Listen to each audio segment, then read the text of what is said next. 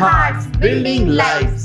Sagar Durga school of nursing Visakhapatnam Andhra Pradesh. Venkatapadma school of nursing Vizianagaram Andhra Pradesh. पिछले 20 सालों से नर्सिंग फील्ड में पूरे देश के कोने कोने से आए बच्चों को नर्सिंग की प्रशिक्षण देकर उन्हें कामयाबी की राह दिखा रहे हैं। Indian nursing council, new Delhi nursing and midwifery council से एफिलिएशन भी प्राप्त है। 3 सालों की general nursing and midwifery diploma courses के लिए अनुभवी अध्यापकों के अलावा बिना डोनेशन के admission, establish fully equipped lab facilities, इसके अलावा क्लिनिकल ट्रेनिंग भी मल्टी स्पेशलिटी हॉस्पिटल में दी जाती है। 100% प्लेसमेंट की गारंटी भी दी जाती है। शांत माहौल में हॉस्टल, खान पान और परिवहन सेवा भी दी जाती है। एडमिशन के लिए आज ही संपर्क करें Sagar Durga school of nursing Visakhapatnam 7337331315 या 8801111011। लैंडलाइन के लिए 0891271239 Venkatapadma school of nursing Vizianagaram 8801111011 8977018988। Landline के लिए 089222296303। Healing hearts, building lives. Evolution.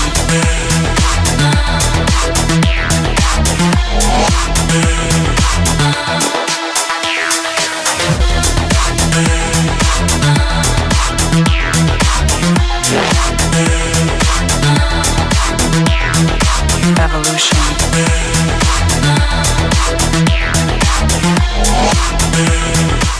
सभी को नमस्कार। आज आप सबको यहाँ पे बुलाया गया है। हम लोग एक प्रेस मीट कर रहे हैं जिसके अंतर्गत काफ़ी सारे पॉइंट्स में जो है हम लोग आज बात करेंगे। कुछ लेटर्स जो है, कुछ कम्युनिकेशन हम लोग एडमिनिस्ट्रेशन और गवर्नमेंट ऑफ इंडिया को किए हैं, उसके संदर्भ में भी बात करेंगे।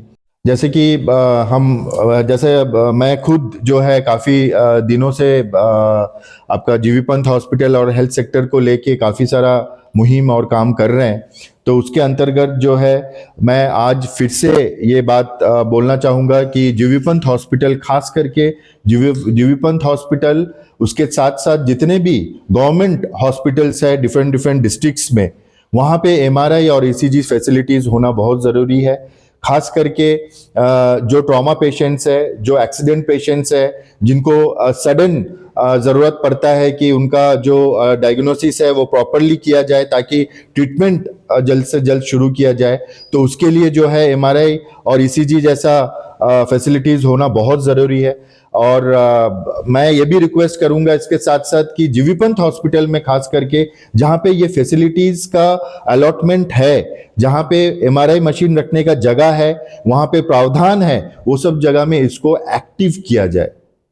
यहाँ पे मशीन्स रखा जाता है, टेक्नीशियंस नहीं रहता है, टेक्नीशियंस आता है तो मशीन्स खराब हो जाता है, उसको मेंटेन करने के लिए 1-2 साल लग जाता है। तो ये सब जो है आइंदा और ना दोहराए, क्योंकि काफी सालों से सेम पॉइंट्स में हम लोग बात किए जा रहे हैं, लेकिन यहाँ पे कोई जो है डेवलपमेंट उतना खास नहीं हो रहा है। अगर MRI मशीन यहाँ पे है, अगर टेक्नीशियन है, तो आज भी क्यों हमारे पेशेंट्स को जो है धनवंतरी जैसे हॉस्पिटल्स में भेजा जा रहा है? और उसके लिए ये टाइम भी कंज्यूम होता है, क्योंकि उन लोग रेडी नहीं रहते हैं वहाँ पे। वहाँ का जो अपना पेशेंट्स है उनके ट्रीटमेंट के लिए जो है जीवी पंत के पेशेंट्स को पीछे कर देता है, उनको जो है लेट अपॉइंटमेंट दिया जाता है। तो ये सब जो है बहुत ही मायने रखता है एक पेशेंट के लिए, एक पेशेंट का ट्रीटमेंट के लिए, जहाँ MRI और ECG जैसा और CT स्कैन जैसा मशीन्स अगर टाइमली अवेलेबल ना हो तो ये जो है ट्रीटमेंट में बहुत बड़ा एक गैप हो जाता है और इसमें जान का हानि भी हो सकता है।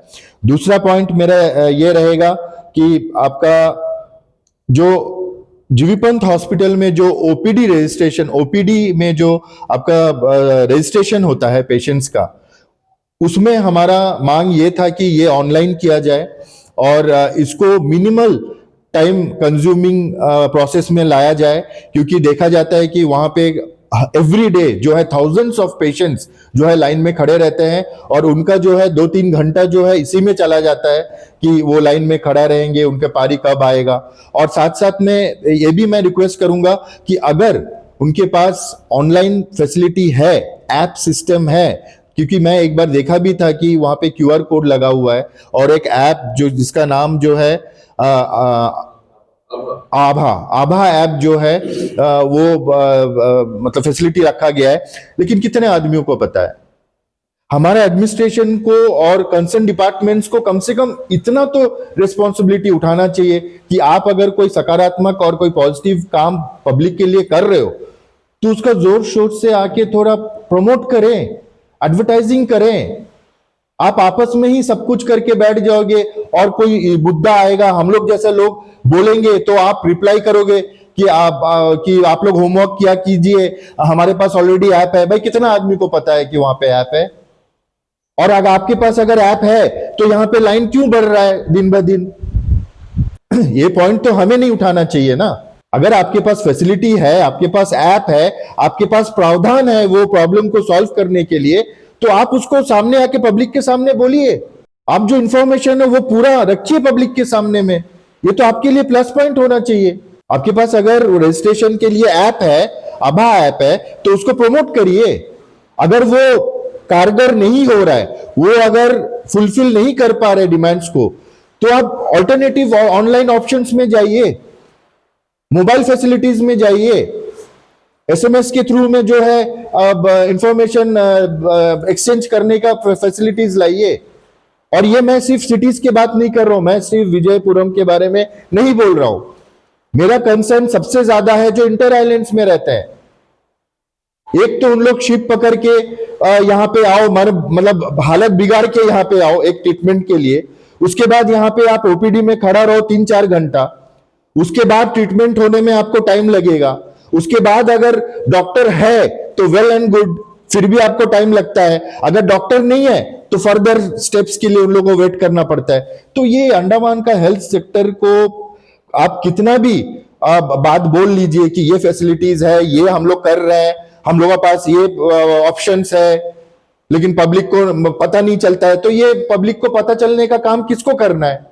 प्लीज, ये मेरा हेल्थ सेक्टर के लिए बहुत बड़ा एक डिमांड है कि कोई भी कंप्लेंट्स या कोई भी खामियां जो हम लोग उठाते आए हैं, या फिर आपको पता है कि आपके पास क्या खामियां हैं, उसको जल्द से जल्द सॉल्व करे, उसको एक बड़े पैमाने पे जो है एडमिनिस्ट्रेशन के सामने में रख के जो सरकार को बोले कि भैया यहाँ पे ऐसा ऐसा कमी है, यहाँ पे फंड का इतना जरूरत है। अगर सरकार नहीं दे रहे तब जाके हमें बोलिए कि हाँ सरकार सपोर्ट नहीं कर रहे हैं। कोई एक कमेंट्स तो आप लोगों की तरफ से आना चाहिए। सिर्फ हम लोग बोलते रहेंगे, आप लोग सुनते रहोगे और पीठ पीछे बात करोगे कि इन लोग तो सिर्फ एक नकारात्मक इंफॉर्मेशन पब्लिक के बीच में फैला रहा है। तो आप सकारात्मक काम करिए, आप सकारात्मक इंफॉर्मेशन लेके सामने आइए, फिर हम जैसे लोग भी मुंह बंद कर लेंगे। आप वो भी नहीं करोगे। अगर आपके पास प्रावधान है, फैसिलिटीज है, तो सामने आके बोलिए, उसको एडवर्टाइज करिए, नॉर्मल से नॉर्मल पब्लिक को बताइए। आप काम वैसा करिए जिसके पास एंड्रॉइड मोबाइल नहीं है उसको भी इंफॉर्मेशन मिलना, वैसा काम करिए। अंडमान के हालत जैसा है, अंडमान का ज्योग्राफिकल कंडीशन जैसा है, एक एक डिपार्टमेंट को वैसा फैसिलिटीज लाना चाहिए। और उसके लिए मुझे नहीं लगता है कि सरकार कभी मना करेगा या सरकार कभी रोकेगा या टोकेगा। सरकार का जो एम है, सरकार का जो मतलब एम्बिशन है, जो सोच है, वो आप लोगों के थ्रू में फुलफिल होना चाहिए। यहां तो उल्टा ही चल रहा है।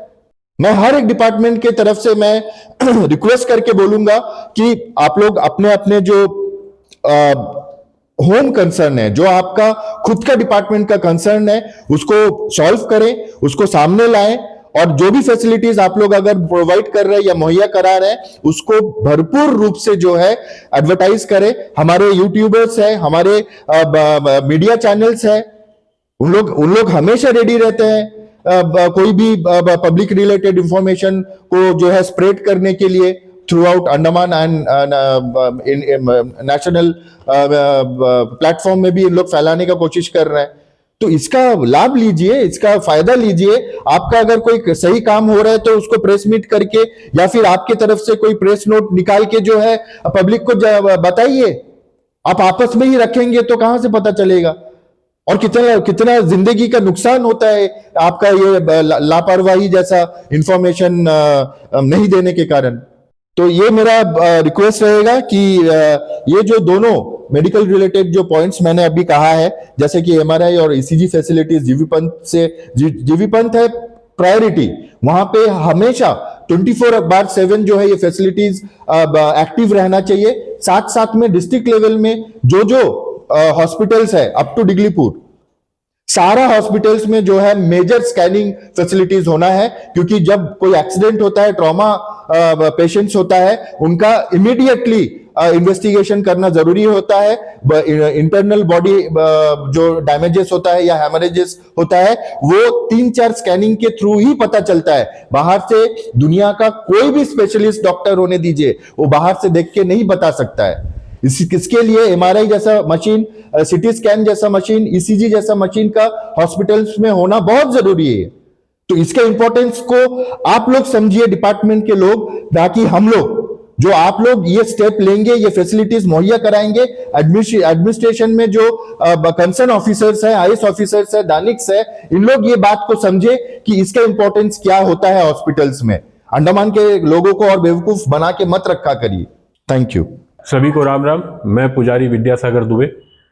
मेरा सिर्फ एक ही मुद्दा है कि शमशान घाट जो हमारे यहाँ जंगली घाट में उपस्थित है, उपलब्ध है, उसमें गंदगी बहुत ज़्यादा है, पानी की प्रॉपर व्यवस्था नहीं है। तो कंसर्न अथॉरिटी, कंसर्न डिपार्टमेंट से मेरा अनुरोध है कि 16 संस्कार जो हम लोग करते हैं, हमारे पुजारी संगठन से लेके हम लोग 16 संस्कार में से एक बहुत महत्वपूर्ण संस्कार है अंतिम संस्कार, दाह संस्कार, जिसके लिए वहाँ लोग जाते हैं, वहाँ आते हैं, वहाँ से मोक्ष पाते हैं।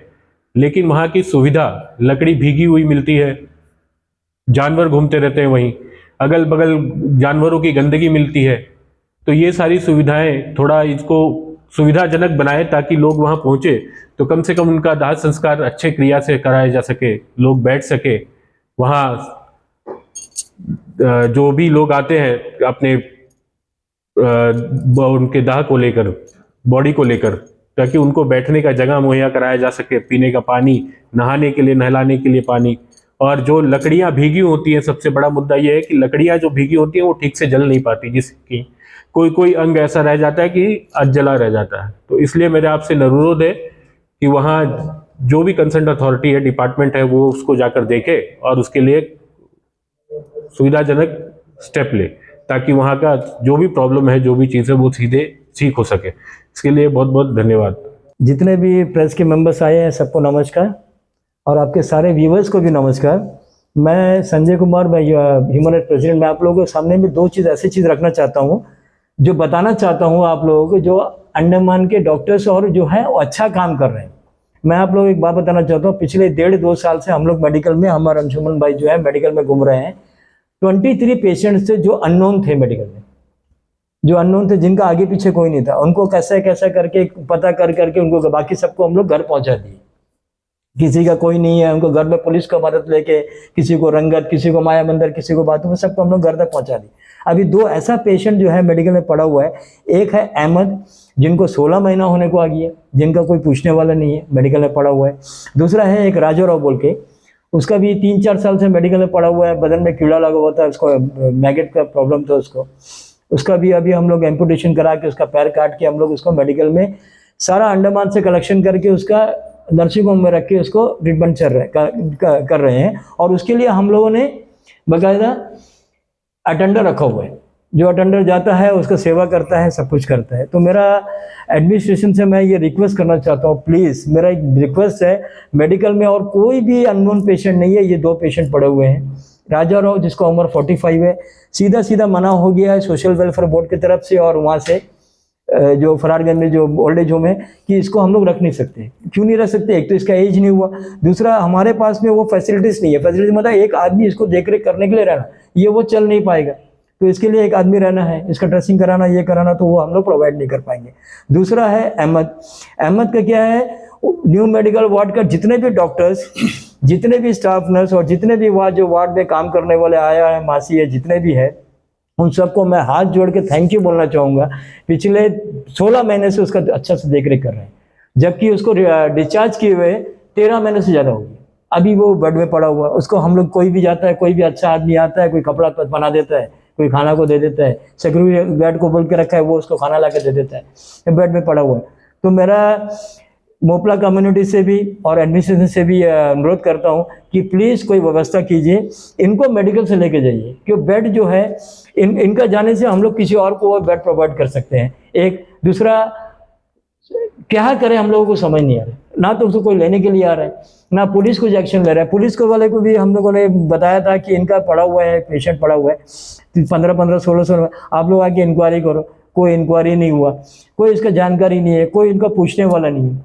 मैं MS मैडम, अर्पिता मैडम और डॉक्टर रोहित का भी बहुत बहुत थैंक यू बोलना चाहूँगा। इसलिए बोलना चाहूँगा कि ये केस में, एम्पुटेशन केस में, अर्पिता मैडम की तरफ से ये नर्सिंग होम प्रोवाइड किया गया है उसको, क्यों इन्फेक्टेड पर्सन है तो उसको हम लोग वार्ड में नहीं रख सकते, तो उसको वहाँ प्रोवाइड करके उसके लिए अंडमान के कुछ अच्छे लोग, जैसे भास्कर रन्ना हो गया, संजय मैशाक हो गया, मनदीप गरावाल जी हो गया, डॉक्टर श्रीका करके कुछ है हम लोगों की तरफ से भी, और बहुत सारे लोग जो अक्षय पंत हो गया, इन सब लोगों ने पैसा कलेक्शन कर करके, डॉक्टर अपने तरफ से और कुछ डॉक्टर स्टाफ ने लोग भी कलेक्शन कर करके उसके लिए अटेंडर रखा है। तो कब तक करेंगे?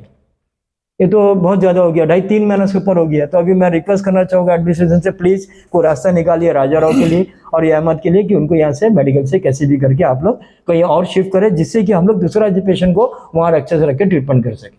Thank you very much. सबको नमस्कार। मेरे से पहले जैसे कि सागर भाई ने एक मुद्दा उठाया जंगली घाट में जो शमशान घाट है उसके बारे में, तो मैं उसी संदर्भ में एक और मुद्दा है जो कि बहुत दिनों से लंबित पड़ा हुआ है। हमारे पूर्व जो CS साहब थे, जितेंद्र नारायण जी ने ये प्रोजेक्ट शुरू किया था, अस्थि विसर्जन घाट, जो कार्बिन स्कोप में एक प्रोजेक्ट चालू हुआ था। जब ये प्रोजेक्ट शुरू हुआ था तब एडमिनिस्ट्रेशन की तरफ से कहा गया था कि ये प्रोजेक्ट जल्द से जल्द, यानी कि 8 या 9 महीने के अंदर ये प्रोजेक्ट पूरा हो जाएगा, लेकिन आज 2 साल होने को जा रहा है, ये प्रोजेक्ट अभी तक पूरा नहीं हुआ। मैं सबसे पहले जो अस्थि विसर्जन घाट है इसके बारे में आपको थोड़ा जानकारी देना चाहूँगा। ये एक्चुअली शुरू किया गया था हमारे सनातनियों और हिंदू समाज के लोगों को ध्यान में रखते हुए। तो आज 2 साल से प्रोजेक्ट लंबित पड़ा हुआ है। तो आज अभी अंडमान में हमारे जितने हिंदू भाई बहन हैं, इनके अपने रिश्तेदारों का जो मर जाने के बाद जो घाट विसर्जन का काम होता है, दर्पण होता है, वो करने के लिए इन्हें मेलैंड जाना होता है। और आप सभी को पता है कि मेलैंड में जाना, जैसे गया हो, काशी हो, यहाँ मेलैंड जाने में खर्चा बहुत होता है। एक मिडिल क्लास को वहाँ जाके आके जाना, फिर वहाँ से आना, खर्चा बहुत ज़्यादा पड़ जाता है। तो मैं एडमिनिस्ट्रेशन से, खासकर चीफ सेक्रेटरी साहब से हाथ जोड़कर ये रिक्वेस्ट करना चाहूँगा कि आप जल्द से जल्द ये अस्थि विसर्जन घाट का जो कार्य चल रहा है, इसको जल्द से जल्द अगर पूरा कराया जाए तो हिंदू समाज और सनातनियों के लिए बहुत बड़ा एक वरदान का तरह होगा और पूरा हिंदू समाज आपका कृतज्ञ रहेगा जिंदगी भर। धन्यवाद।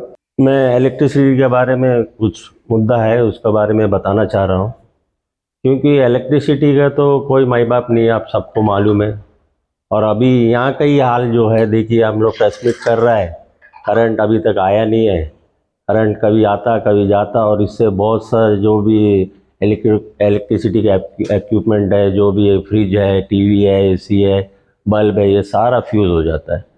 तो इतना नुकसान हो रहा है, उसका कोई माई बाप नहीं है। और एक क्या है, जो इलेक्ट्रिसिटी का बिल तो बराबर आता है, जब वो बिल बांधने जाने का टाइम में उसमें क्या बोलता है कि लिंक नहीं है करके बोलता, आदमी लोग अपना काम निकाल के वो अपना थोड़ा टाइम निकाल के बिल बांधने के लिए जाता है, और वो जाने का टाइम में लिंक नहीं है करके बोल देता है। 2 दिन 3 दिन आदमी वही पैसा बांधने के लिए जाता है, लेकिन होता नहीं है। और मोदी सरकार क्या डिजिटल इंडिया भी सब जगह करके बोलता है। इन लोग सभी को, इलेक्ट्रिसिटी वालों को, हमको ऐसा सूत्रों से खबर मिला है कि स्विप मशीन दिया हुआ है, इन लोग यूज़ ही नहीं करता। इन लोग बोलता है कि कैश लेके आओ, और कैश लेके जाने का टाइम में आदमी तो कितना बिल है क्या है तो किसी को मालूम नहीं है। लेके जाने का टाइम में जो चेंज पैसा होता है वो बोलता है कि चिल्लर नहीं है, चिल्लर लेके आओ, ठीक है। उसमें 5 रुपया हो 10 रुपया, वो पैसा वापस देता ही नहीं। बहुत सा पब्लिक ये कंप्लेंट किया है, मेरा साथ खुद भी होया है। और बहुत जन तो जैसा इलेक्ट्रिसिटी का ऐप भी है, कोई ऑनलाइन में जो पढ़ा लिखा है वो बांध देता है, और जो अनपढ़ आदमी है, जो पढ़ा लिखा नहीं है, उसको तो क्यू में जाके बांधना पड़ता है। और वहाँ में लगा दिया। इनका टाइमिंग है, बोलता है कि हम जैसे से पता करा, वो बोलता है कि 8 बजे से लेके 1 बजे तक का इसमें लेना है। लेकिन जब जाने टाइम वहाँ में लगा के रखा है 12:30 का बजे बाद में इन लोग पैसा लेता नहीं है पेमेंट। तो मैं पूछा जाके, क्यों आप लोगों को तो 1 बजे तक का टाइमिंग है? नहीं, हम लोग को तो फिर 12:30, हम लोग कोई ऑर्डर है, ऑर्डर उन लोग दिखाता नहीं है। ठीक है, फिर जाने के बाद में फिर मैं जैसे से भी मिलने के बाद में बात किया, तो इन लोग का ऐसा डिजिटल इंडिया बोल से इन लोग का कैश जो जमा होता है पूरा, तो सुबह से लेके जो 12 12:30 तक का जो भी कैश जमा होता है, इन लोगों को जाके बैंक में बांधना। इवन तो इनका ड्यूटी शाम को 4 बजे तक है। इन लोग 12:30 बजे तक पेमेंट ले लेता है। लेने के बाद में ये सब हिसाब करके 1 बजे तक बैंक में बांध के ये लोग घर चले जाता है। और उसके बाद में ड्यूटी में कोई नहीं आता। या मैं माधुरी मैडम को भी अभी बीच में जो एक मीटिंग हुआ था सेक्रेटरीट ऑफिस में, और ये उनका पास में ये है लिंक नहीं है जैसे बोलता करंट का। तो पहले 10 साल पहले का हमको जहाँ तक मालूम है, हर साइट ऑफिस में जनरेटर रहता, जनसेट रहता था। अगर करंट जाने से भी लेता था, आदमी क्यों में रहता था, वो करंट आता था तो लोग बिल लेता था। तो बोलता भैया लिंक नहीं है, फिर वापस चले जाओ, फिर आदमी नेक्स्ट डे भी जाता है। ये तरह 2-3 बार होता है कि आदमी के साथ में। ये जो ऐसी मैडम सुप्रिटेंडेंट इंजीनियर जो माधुरी मैडम है, उनसे मैं हाथ जोड़ कर रिक्वेस्ट करता हूँ कि हर जो साइट ऑफिस है वहाँ में जनसेट का प्रोवाइड किए रहे, और इनका जो 1 बजे से जो सुबह 8 बजे से लेके 1 बजे तक का कम से कम रहने से आदमी अपना जाके सुविधाजनक अपना बिल का भुगतान कर सकें, ये है। और पानी का समस्या आप लोगों को वो भी एक है, आप लोग सभी को मालूम है। पूरा भारतवर्ष में कहीं भी अल्टरनेट डेज पानी का नहीं है। विजयपुरम में तो 12 महीना बारिश होता है, लेकिन आज भी इतना बारिश में भी एक दिन छोड़ के एक दिन पानी आता है। इसका पिछला साल तो आप लोग सबको मालूम होगा, एक सप्ताह पानी नहीं आता था, 15। इसका कुछ ना कुछ तो अल्टरनेट करना चाहिए ना। अब इतना 10-15 साल से ऐसे ही चल रहा है। तोप देता, खाली रेडियो में अनाउंसमेंट कर देता कि भाई 2 दिन का बाद पानी आएगा, 3 दिन का बाद पानी आएगा। पब्लिक का कुछ नहीं है। जितना IAS ऑफिसर आता अपना 3 साल के लिए अपना यहाँ रहता, अपना चले जाता, किसी को कुछ मालूम। परेशानी तो यहाँ का पब्लिक आइलैंडर को उठाना पड़ता है। और एक जो है अभी फ़िलहाल उधर में पॉलीटेक्निक वहाँ में जो एक एक्सीडेंट हुआ था बच्चा लोग का, तो पॉलीटेक्निक एरिया पूरा जो डॉलीगंज जाता है वो तो पूरा क्राउड एरिया है, आप लोग सबको मालूम है, क्योंकि वहाँ का इंजीनियरिंग कॉलेज है, फिर मार्केट वगैरह है। तो उसमें क्या है, इसीलिए ट्रैफिक पुलिस से हम लोग यही रिक्वेस्ट करते हैं कि वहाँ पर स्पीड ब्रेकर लगाया जाए, और उसमें जो कैमरा भी है, तो ड्रंक एंड ड्राइव वगैरह जो भी होता है, जो जाते हैं आते हैं, तो उसको ध्यान में रखते हुए ये सब जो ट्रैफिक पुलिस को ये भी हम लोग रिक्वेस्ट करते हैं। धन्यवाद।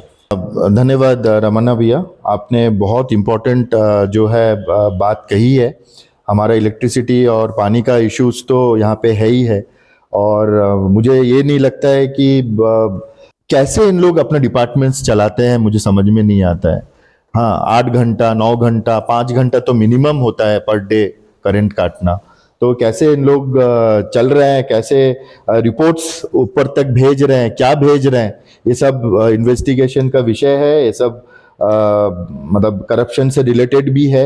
ये बहुत बड़ा बात है। हमारे अंडमान में हर एक डिपार्टमेंट के पीछे ईडी लगना चाहिए, और IB CID जो है अपने इन्वेस्टिगेशन फुलफिल करके प्रॉपर और सही रिपोर्ट जो है सरकार तक पहुंचाना चाहिए, अगर उन लोग सभी अपना अपना रिस्पॉन्सिबिलिटी समझते हैं तो। दूसरा बात, आपने ये भी कहा है कि डॉलीगंज सेक्टर में हाल ही में जो एक्सीडेंट हुआ था, स्कूल बच्चों का वैन गिर गया था, ये बहुत ही मतलब सेंसिटिव मैटर है, क्योंकि डॉलीगंज का वो एरिया जो है मार्केट एरिया बन रहा है, और वो एरिया जो है थोड़ा क्राउडेड भी रहता है। और सबसे खतरनाक बात यह है कि वो जंक्शन में जो रोड आता है ऊपर से, वो स्लोप है, तो वहां पे व्हीकल्स अगर कंट्रोल नहीं कर पाया तो बहुत बड़ा हादसा में कन्वर्ट हो सकता है। छोटा से छोटा चीज भी बहुत बड़ा हो सकता है। खैर मनाइए, उस दिन जो है गाड़ी के सामने कोई आदमी नहीं आया था, या कोई बाइक वाला नहीं आया था, कोई स्कूटी वाला नहीं आया था, या कोई लेडीज या कोई बच्चा वहां पे खड़ा नहीं था, वरना मुझे नहीं लगता कि उनका जान बच पाता वैसा एक्सीडेंट्स में। तो मैं आपने जो गुहार लगाया है ट्रैफिक डिपार्टमेंट को कि वहां पे प्रॉपर साइनेज सिस्टम लगाएं, वहां पे आप हो सके तो वहां में एक मतलब जब ड्यूटी टाइम्स रहता है, जब पीक आवर्स रहता है, डे का टाइम जो रहता है, स्कूल आवर्स, ऑफिस आवर्स, ये टाइम में जो है वहां पे कांस्टेबल्स या ट्रैफिक पुलिस को नियुक्त करके वहां पे रखें, क्योंकि वो बहुत ही वाइटल जंक्शन पॉइंट होता है। ऐसा काफी सारा जगह है मेन रोड छोड़ के अंदर, मतलब थोड़ा मेन रोड से अंदर भी आप जाएंगे तो जगह थोड़ा बहुत डेवलप हो रहा है, मार्केट प्लेस ग्रो हो रहा है, तो वो सब जगह में जो है थोड़ा मॉनिटरिंग सिस्टम रखना चाहिए, कांस्टेबल्स को रखना चाहिए, ट्रैफिक पुलिस जो है वो उसको जो है अपना ध्यान में रखना चाहिए, ताकि ऐसे ऐसे जो हादसा है इसको हम लोग रोक सके।